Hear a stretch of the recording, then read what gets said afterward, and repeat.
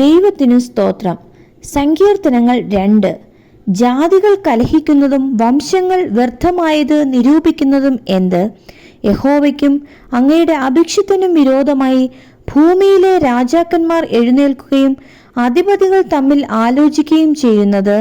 നാം അവരുടെ കെട്ടുകളെ പൊട്ടിച്ച് അവരുടെ കയറുകളെ എറിഞ്ഞു കളയുക. സ്വർഗത്തിൽ വസിക്കുന്നവൻ ചിരിക്കുന്നു, കർത്താവ് അവരെ പരിഹസിക്കുന്നു.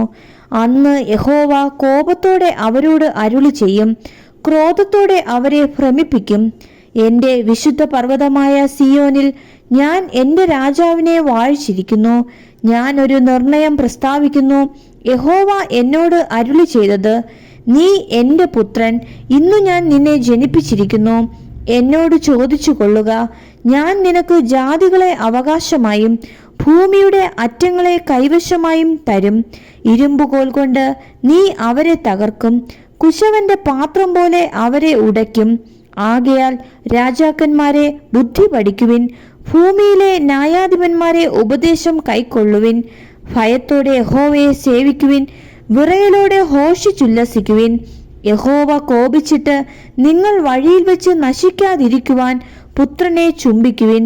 യഹോവയുടെ കോപം ക്ഷണത്തിൽ ജ്വലിക്കും. യഹോവയെ ശരണം പ്രാപിക്കുന്നവരൊക്കെയും ഭാഗ്യവാന്മാർ. ആമേൻ.